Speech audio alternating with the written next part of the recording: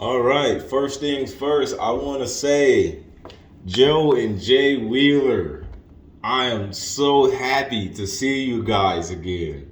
Man, when I saw the Joe Wheeler channel pop up in my news feed, I was like, what the heck? Oh man, I'm so happy to see that you guys are here. Like, I don't know, man. Like, I don't know if anybody else in this world, and I'm sure it's a lot of other people in this world that have this kind of, this kind of relationship about them. Not necessarily with them, but about them. But those guys will always be legends in my eyes. I know the Bible says to give honor where honor is due, and honor is certainly due them. They were some of the most helpful people in my life when I was in between leaving my job and starting my cleaning business. Um, I started my cleaning business with detailing cars and cleaning carpet and upholstery. I mean, I don't necessarily do a lot of the cleaning stuff now, but every now and then I might get some cleaning stuff to do that I really should be making videos about. But they were some of the people that inspired what equipment I bought, just helping me get myself off the ground in an affordable way that actually worked and did the job. You know, Sometimes I used to go to bed just listening to them cleaning carpet, right? Like just being inspired by somebody else that is currently doing what it is you want to do is it's like the difference between taking that first step and sitting on the fence forever, you know? And I wanna give a special thanks to y'all for that, man. Y'all have really been some of the most helpful tools and people in my life to really change a lot of stuff in my life. I don't have the best life in the world and everything like that, but there were times in my life when things were absolutely great. And Joe and Jay Wheeler, man, y'all are, look, I know a lot of people don't like you guys. I know. But there are so many people who have twice as much love for you guys than the people who have hate for you guys. So don't let the hate bother you. Don't let the naysayers about how you do what you do get to you, because the people that actually do love you guys love you twice as much more than the people that don't like you. But enough about that. I want to say this is probably going to be my first video back here on this channel in about 6 or 7 months. So the last videos I was making was more so about car detailing. This time I'm going to be cleaning a carpet, but I'm not going to be making this video about cleaning carpet. I'm actually going to be talking about a certain cleaning supply. Some of the most, this is one of the most secret weapons in the cleaning. Look, if you clean carpet and upholstery, this is a secret weapon. So I know Joe and Jay Wheeler and them, they first put me on to 20 and 40 volume developer peroxide, the stuff you get at Sally's. As long as it's clear developer, it is pure peroxide. This is no different. Just because this is marketed as a cleaning product, it's still the same stuff you get in the hair salon, in the beauty supply store, as long as it's clear, not cream. Okay, so this 12% peroxide is equivalent to 40 volume peroxide. Yes, each volume is 3%. If every 10 volume is 3% peroxide. So the household peroxide in the brown bottle, that's 10 volume peroxide. The 20 volume peroxide is only twice as much strong as the household peroxide. So that's 20 volume being 6%, right? And then let's just say you move to 9%, you're at 30 volume, 12%, you're at 40 volume.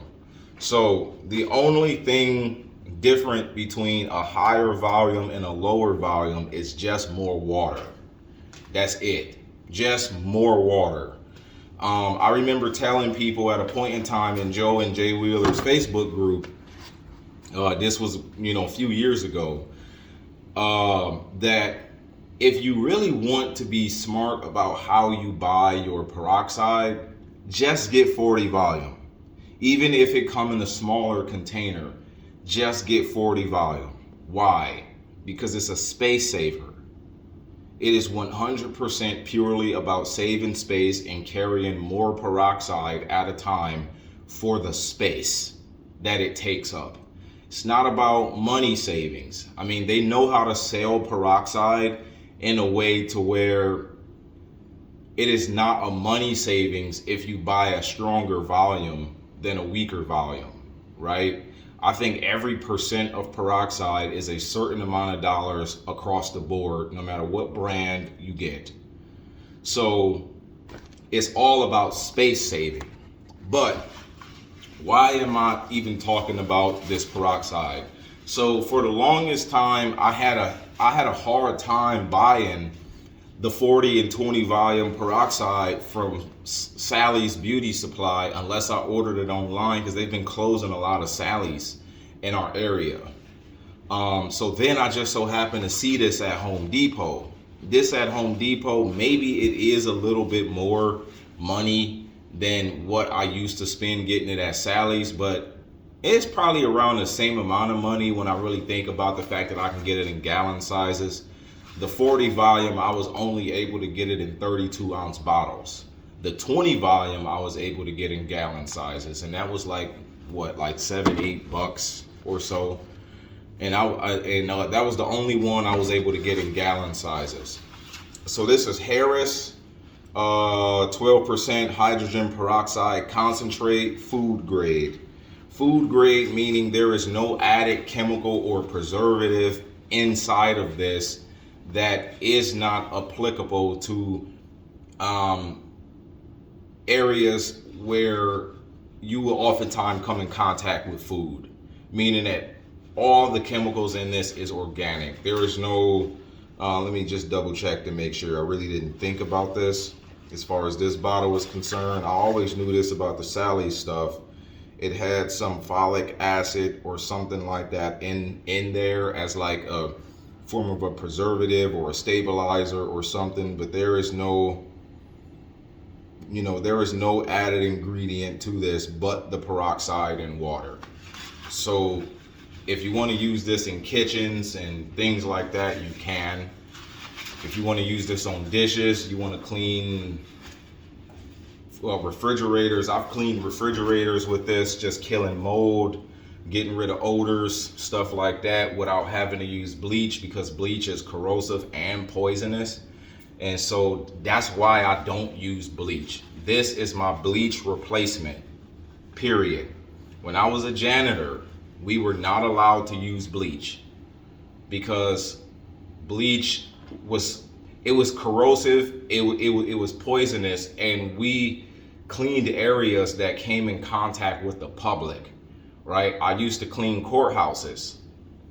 And that was the job I left, with the help of Joe and Jay Wheeler, to start cleaning carpet. So, this right here is an organic stain bleach. This will not bleach out red stains. If you want to do that, there is, cleaning ammonia for that. Joe and Jay Wheeler put me onto that as well. My ammonia and my peroxide are my two secret cleaning supply weapons, because these two, well, I don't have the ammonia next to me to say these two, but those two cleaning chemicals replace some very expensive stuff. You know how much dedicated red stain remover cost? in comparison to $2 ammonia, and ammonia does a lot more than just rip out red stains and crayon and ink and things like that. Ammonia would literally rip the dirt off of something. Peroxide will bleach the dirt out. But I oftentimes pull out my peroxide when I'm working on lighter colored carpets that is discolored by soil in a way to where cleaning it is just not gonna work. And especially when I'm working on a place that has pet odor. If you want to eat away pet odor, that peroxide, look, I can't say it's better than nothing, okay? But it is pretty much the only thing that really does actually work, right? Like, you're not spraying that in the carpet hoping it work. You spray that in the carpet and you can see that it works. It starts to bubble and smoke and all of that kind of stuff right in the area where you got, a dog pee stain. I did notice it does not work that well on dog poop. So, but it does do a good job at removing odor because it vaporizes the organic material causing the odor, and it turns it back into oxygen through a process of oxidation. Oxidation is how odors tend to go away because more and more oxygen is getting to it, and eventually those pet odors and things like that will start to go away. It's not necessarily just oxygen, but it's more so like ozone, right? Like, ozone and water does about the same thing as peroxide does. I can't necessarily say it is the same thing, but that's pretty much the same. Like, it's almost doing the same thing. It's through a process of oxidation. And so the thing that I want to say is this. This is the number one thing a lot of people do not know about storing their hydrogen peroxide when they use it for cleaning or just storing it, period. Even if it's the oral-based hydrogen peroxide, you want to make sure it is out of the light. You do not want to store that in a bottle where direct light can get to it.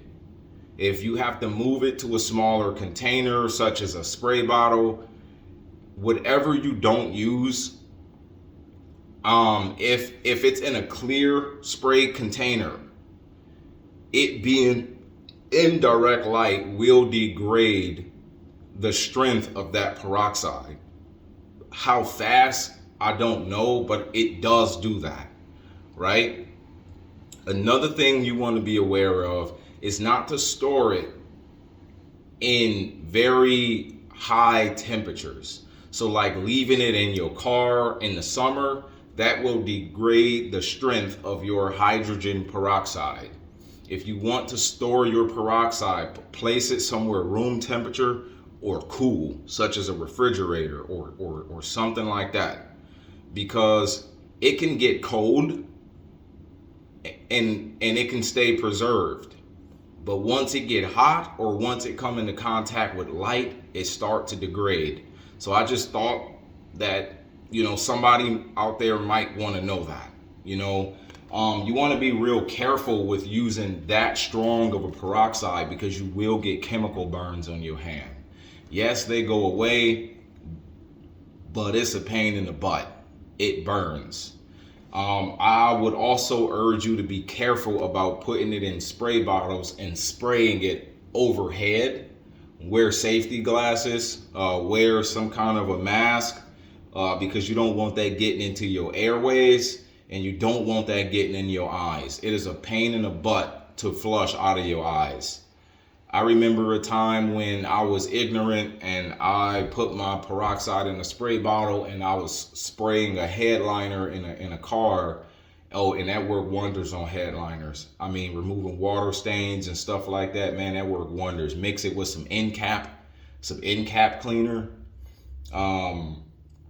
And man, like you got yourself, something that like using an upholstery cleaner just can't do.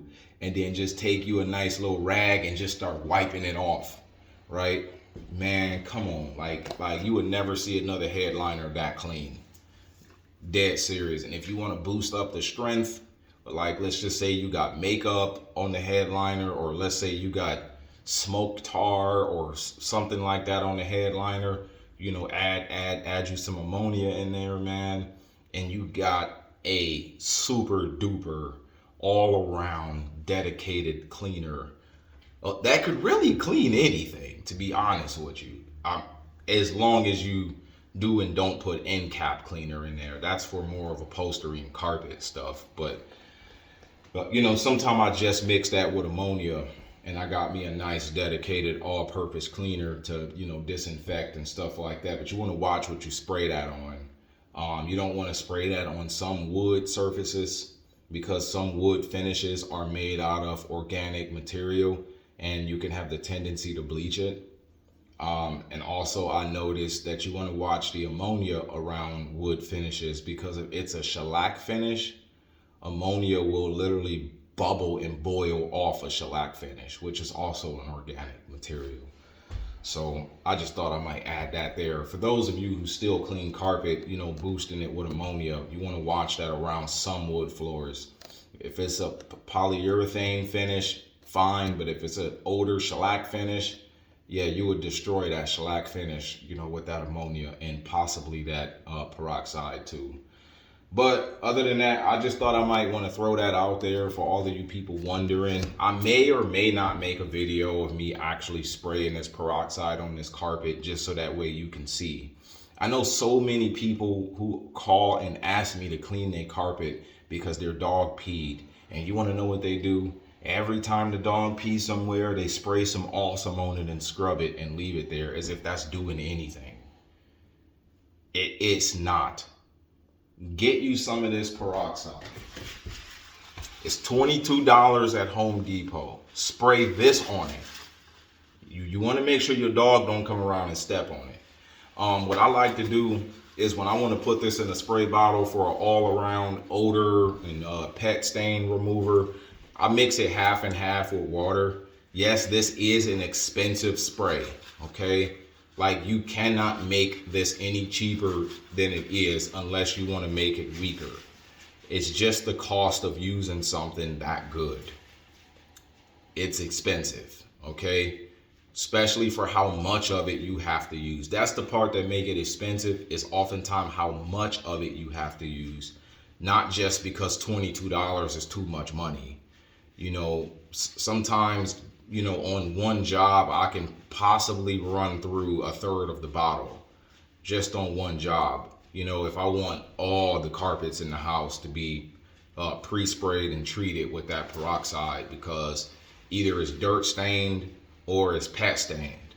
So other than that, y'all, this is bleach for colors. Right? This is non-corrosive bleach. That's what I call it. It is not bleach, no. But if you want the same bleach-like action for more organic stains, coffee, wine, what else? As long as the wine doesn't have added dye, pee, grass stains, soil, just all around dinginess that just your regular laundry detergent or your regular cleaning supply or your regular carpet shampoo is not taking out. This it's got icicles in it. I left it outside and it's been like below zero over here in my area, but it's fine left outside because it can get cold. It can even freeze. It just can't get hot. That's it. But yeah, so this is my this is my favorite bleach to use when I I was deep cleaning this house. If you want to go ahead and treat the areas around the toilet where pee can get up underneath the floor and stuff like that around the toilet, Man, come on. This. Man, you talking about a bathroom that smelled like a porta potty. Instantly, it smelled like a brand new place. This don't have a smell to it. It doesn't have any soap in it. This is just like water. In fact, it is water, but it's oxygenated water, like extremely oxygenated water. Like that's where you get the oxide in peroxide, because it uses the power of oxygen to clean. So other than that, y'all, I thought I might be helpful to somebody out here today, and I wanted to give a special shout out to the Wheeler brothers, man. It is so good to see y'all. The reason I was looking for y'all.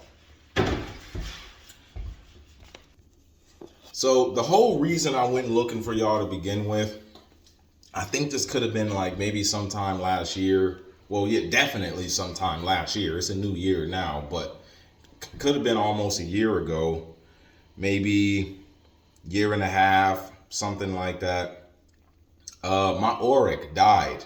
I don't know if you guys remember the Auric I had, but it looks just like the MC 550 you guys use, except it's a household model that has the power switch on the head of the machine and not at the handle. So after some time, that Auric died. I thought that Auric was awesome. Then I ended up finding the MC 550 brand new for $30, man. Brand new for $30. And I don't know if you guys remember, I used to have that. Well, I still have that lowboy machine. And so the lowboy machine has what I think somewhere between, no, I think it has 3/4 horsepower. If I'm not mistaken, it's a 3/4 horsepower machine. I did not know that the MC 550 was also 3/4 horsepower. When I turned on that MC 550 and I put my Iron Man bonnets on the floor, they actually spin. I'm like, wow, this Auric is a night and day difference from the Auric I had all this time. The Auric I was using was, I was killing it. But I could tell that my bonnets had a hard time spinning because I think that machine was a 1/3 horsepower machine. It's a night and day difference. The Auric they use, that is an awesome machine. And I had no idea. I thought all Aurics was an Auric. No, they are not. Not all Aurics are an Auric. They are significantly different between which model you get. I know a lot of people like using the black one. Some people like using the blue one. The blue one is like that 1/3 horsepower power. The black one is like 1/2 horsepower. And then the MC 550, the commercial grade, is like 3/4 horsepower. I could be having my information slightly higher than what it is, but the differences between the horsepower are about the same as far as how I'm explaining it. But that MC 550 is just as powerful as the lowboy machine. I had no idea. I'm like, wow, this thing is a beast. It's almost like a smaller version of my Auric lowboy. Like, this is crazy, man. Yes, I still use the lowboy. Still do. That big, 17-inch Auric orbiter. Still use it. I do. But my Auric MC 550, the ones you guys have been selling and using for years, I had no idea that one was so much better than the one that I had all this time. I just thought they were all the same as far as power was concerned. But, it's just about, do you want a longer power cord, or do you want a better warranty? Or, like, I thought the differences between them were all warranty and power cord length based, but no, you really do get a strong motor. And a lot of the times people like to hate on the Aurics specifically because they got a cheaper Auric, right? Now the black Auric is not a cheaper Auric, it's actually more expensive, but it's a weaker Auric.